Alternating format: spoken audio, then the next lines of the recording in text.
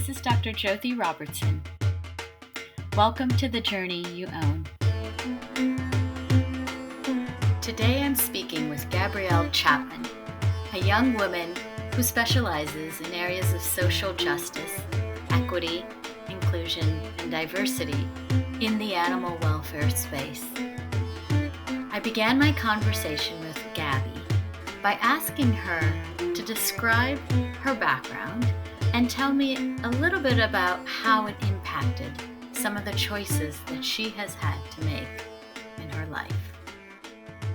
I was such a nerd. That's the other thing. I was really into school.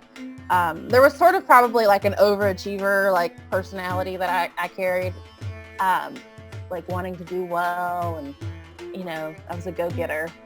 And I ended up transferring high schools because the first school I had went to didn't have advanced placement courses, and I was I want to take the hardest classes or whatever.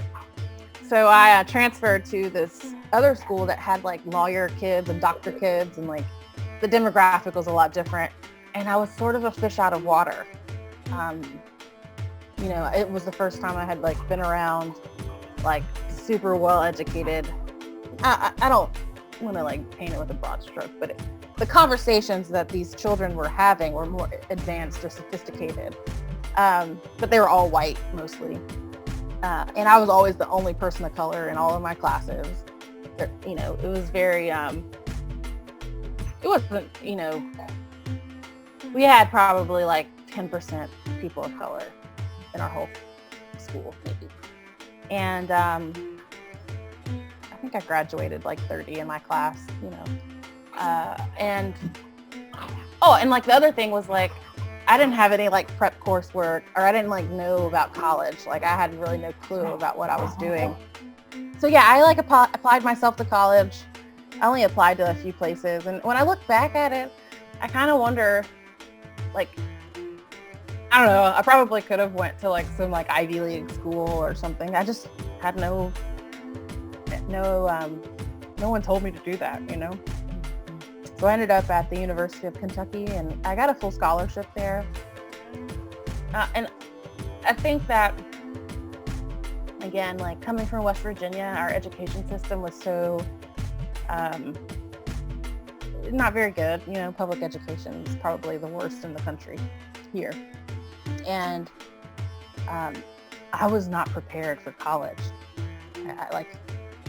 Not only was it a culture shock moving from West Virginia, which is super, super rural, Lexington, Kentucky was a big city to me, which it's not really, now that I'm older, it's not really a big city, but, figuring out how to navigate public transit and just navigate, the school was larger than my town, literally.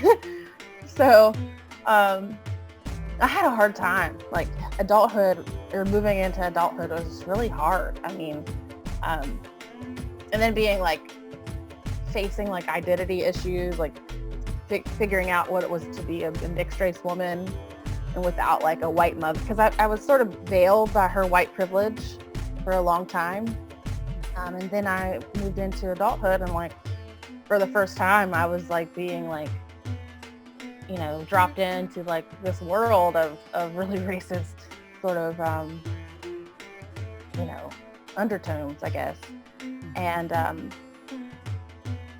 yeah, it just was really hard to navigate that. And then also in college, one of the things that I noticed was, in courses and classes like sociology or whatever, I was learning about all of these really horrible statistics about my people or about Black people. So all the classes are telling me, well, this group of people is this, and it didn't really help me. I mean, all I could take from it was it was basically reinforcing this sort of stereotype that Black people were bad, and the reason they're bad because they're the worst on the public health charts and blah blah blah. But there really wasn't any good material being taught about the why. All I was being reinforced with was, we're on the bottom. So I came from West Virginia that was on the bottom, and then you're also learning about how Black people are on the bottom. So that really got me. Maybe that answers your first question that you asked, but it kind of got me thinking about, okay, well, why? Like, I didn't understand it. Like, why is this? I just felt like there was more to the story. And I think that's sort of what pushed me to dig deeper into wondering and knowing more about that. I think that's sort of what was the impetus to like push me into racial justice work. You have been listening to my interview with Gabby Chapman. This is Jyothi Robertson for The Journey You Own.